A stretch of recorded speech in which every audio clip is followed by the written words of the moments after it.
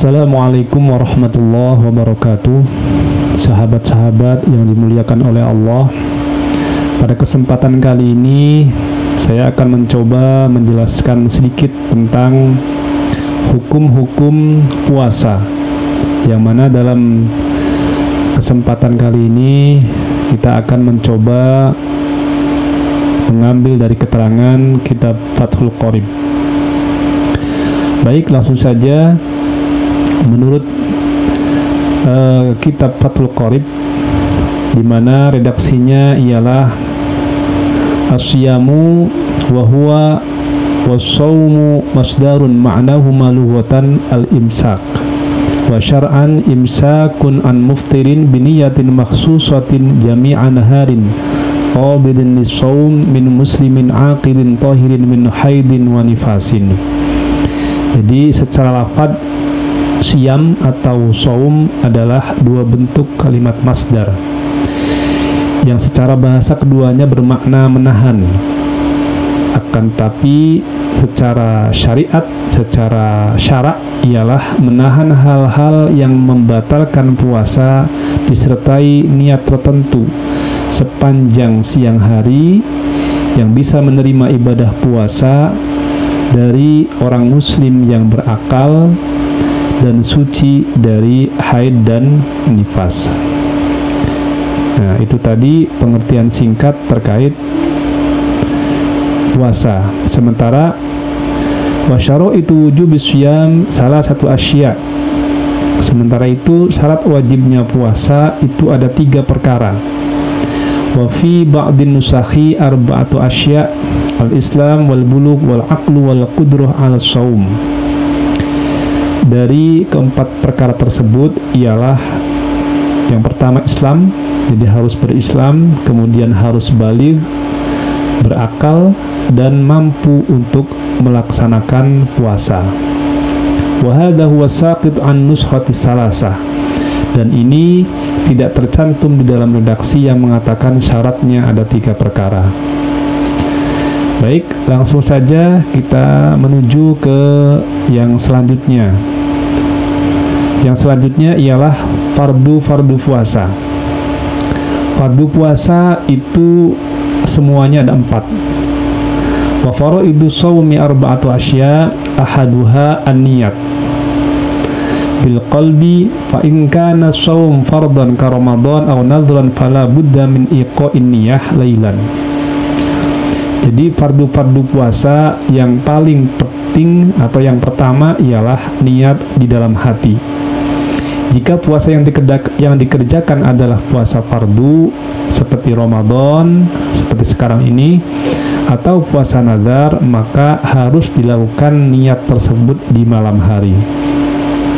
Wa yajibu ta'yinu fi shaumil fardhi ka Ramadan wa akmalu niyatu shaumihi ay yaqula syakhsu nawaitu shauma ghadin an adain fardhi Ramadan hadhi sanah lillahi ta'ala.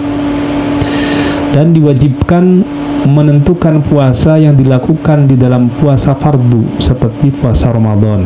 Jadi harus ada penentuan bahwa itu merupakan puasa fardu seperti puasa Ramadan. Kemudian niat puasa Ramadan yang paling sempurna ialah nawaitu shauma ghadin an adai fardhi syahri Ramadhani hadhi sanati lillahi ta'ala. Ya, boleh untuk dilafadzkan Ramadhani atau Ramadhana. Kemudian yang selanjutnya, yang kedua, wasani al-imsaku anil akli wasyurbi wa in qallal ma'kul wal mashrub inda ta'ammud. Fardu yang kedua adalah menahan dari makan dan minum, walaupun perkara yang dimakan dan diminum itu hanya sedikit. Hal ini ketika ada unsur kesengajaan. Fa in akala nasiyan aw jahilan lam yuftir in kana qariba ahdin bil islami aw nasha'a ba'idan 'anil ulama wa illa aftara. Jadi jika ada seseorang yang berpuasa kemudian dia makan tapi dalam keadaan tidak tahu atau lupa, maka puasanya tidak batal. apabila ia adalah orang yang baru masuk Islam atau hidup jauh dari ulama. Nah, jika tidak demikian, maka puasanya batal. Kemudian yang ketiga dari fardu-fardu puasa, wasalisu al-jima'u amidan wa amal jima'u nasiyan fakal akli nasiyan. Fardu yang ketiga ialah menahan diri dari melakukan jima atau senggama, ya, atau berhubungan badan suami istri dengan disengaja. Dan apabila jima dalam keadaan lupa, maka hukumnya sama seperti halnya hukum makan dalam keadaan lupa. Warabi'u at-ta'ammudul qai'i falau ghalabahul qai'u lam yabtul shaumuhu. Kemudian fardu yang keempat adalah menahan dari muntah dengan disengaja. Jika ia terpaksa muntah, maka puasanya tidak batal.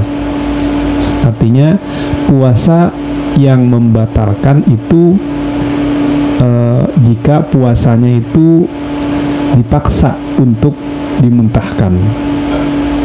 Tapi jika tidak, maka tidak akan membatalkan. Kita lanjut ke hal-hal yang bisa membatalkan puasa. Kalau tadi fardu-fardu puasa, sekarang hal-hal yang membatalkan puasa.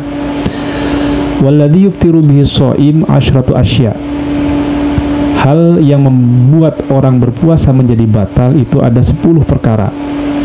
Ahaduha wasaniha ma wasala amdan ilal jawfi al-munfatih aw ghairil munfatih kal wusuli min ma'munatin ila ra'si. Yang pertama dan kedua adalah sesuatu yang masuk dengan sengaja ke dalam lubang badan yang terbuka atau tidak terbuka, seperti masuk ke dalam kepala dari luka yang tembus ke otak. Wal muradu imsakus shaim an wusuli ainin ila ma yusamma jawfan. Yang dimaksud adalah orang yang berpuasa harus mencegah masuknya sesuatu ke bagian yang dinamakan jauf atau lubang. Ya, lubang yang bisa masuk ke badan. Wasalisu al-huknah fi ahadis sabilaini wahya dawaun yuhqanu bihil maridu fi qubulin aw duburin al-mu'abbari anhuma fil matni bisabilain. Yang ketiga ialah al-huknah atau menyuntik di bagian salah satu dari kubul atau dubur. Ya, bisa menyuntik atau memasukkan sesuatu, entah itu obat ataupun barang tertentu. Huknah adalah obat yang disuntikan ke badan orang sakit melalui kubul atau dubur yang diungkapkan di dalam matan dengan bahasa sabilain atau dua jalan. Kemudian yang selanjutnya yang bisa membatalkan puasa, ar-rabi'u al-qai'u amdan fa illam ta'ammad lam yabtul shaumuhu kama sabaq. Nah, yang keempat seperti halnya yang sebelumnya dijelaskan, bahwasanya muntah dengan disengaja itu termasuk ke dalam perkara yang membatalkan puasa. Maka puasanya ya tidak batal seperti yang telah dijelaskan. Tidak batal itu ketika tidak disengaja. Kemudian yang selanjutnya al-khamis al-wat'u amdan fil farji fala yuftiru shaim bil jima' nasyan kama sabaq.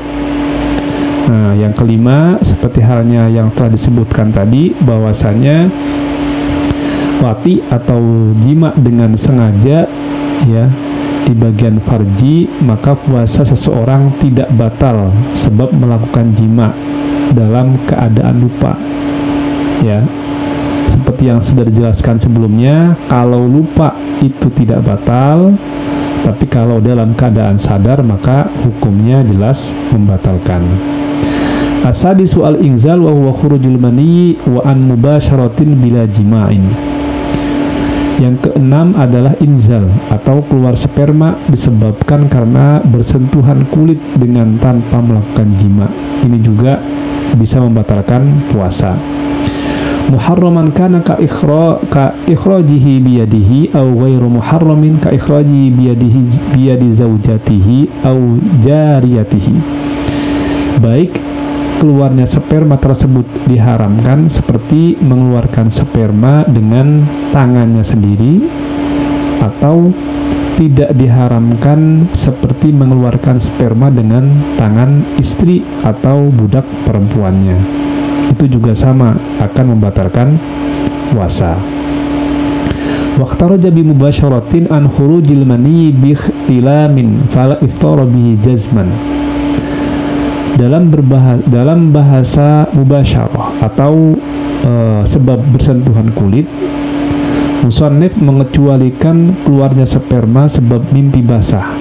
Maka secara pasti hal ini tidak bisa membatalkan puasa.